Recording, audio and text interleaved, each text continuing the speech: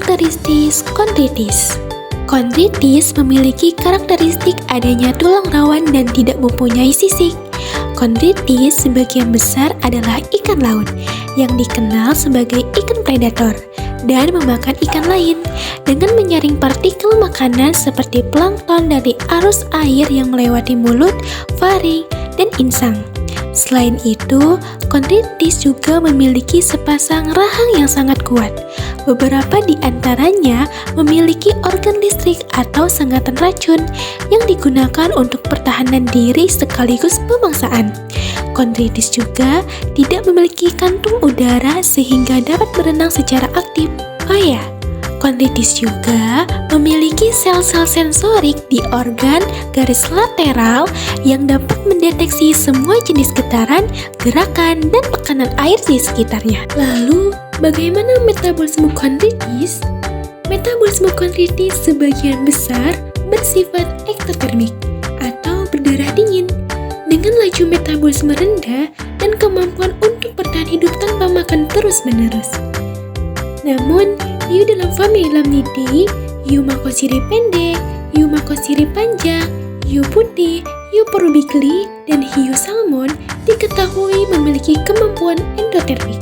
Dan bukti menunjukkan sifat tersebut juga ada dalam famili Alopidae atau hiu brontok. Reproduksi kondritis. Reproduksi kondritis menggunakan pembuahan secara internal. Pembuahan internal adalah proses fertilisasi atau penyatuan sperma dan sel telur yang terjadi di dalam tubuh hewan betina. Organ khusus yang digunakan disebut claspers, yaitu struktur yang terdapat pada sirip pelvis jantan. Reproduksi kondritis terbagi menjadi dua, yaitu ovipar dan vivipar.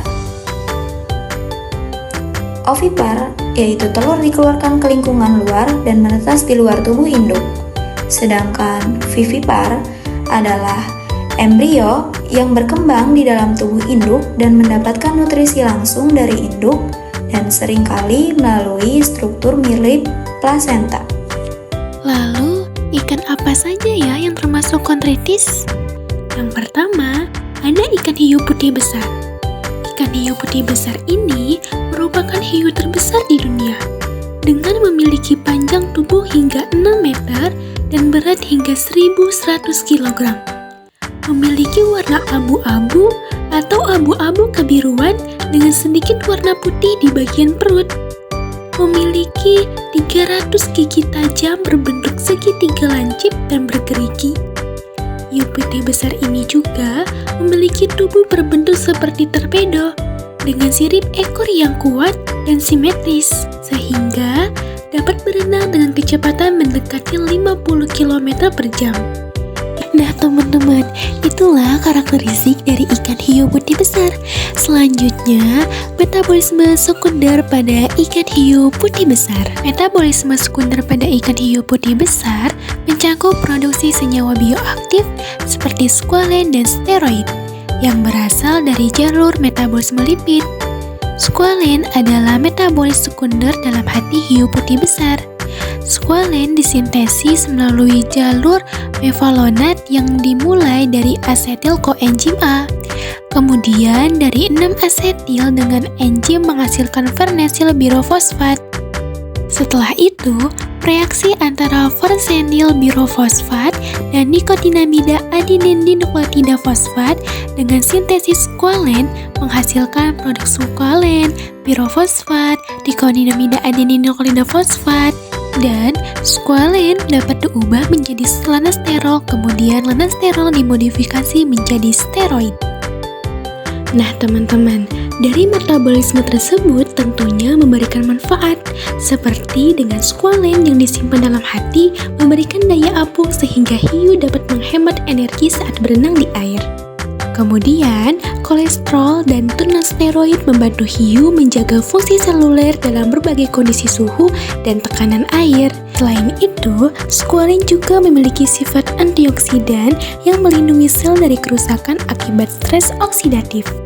Nah teman-teman, itulah manfaat dari metabolisme sekunder pada ikan hiu putih besar. Selanjutnya, ada reproduksi ikan hiu putih besar.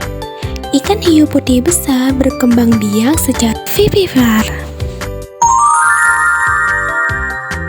Klasifikasi ilmiah ikan pari gergaji kerdil, Kingdom Animalia. Phylum Chordata. Kelas Chondrichthyes ikan bertulang rawan. Subclass Elasmobranchi, termasuk hiu dan pari. Order Pristiformes. Family Pristidae, keluarga ikan pari gergaji. Genus Pristis. Species Pristis clavata. Karakteristik ikan pari gergaji kerdil. Di antaranya ukuran tubuhnya termasuk jenis pari gergaji terkecil, lalu panjangnya maksimal sekitar 3 meter.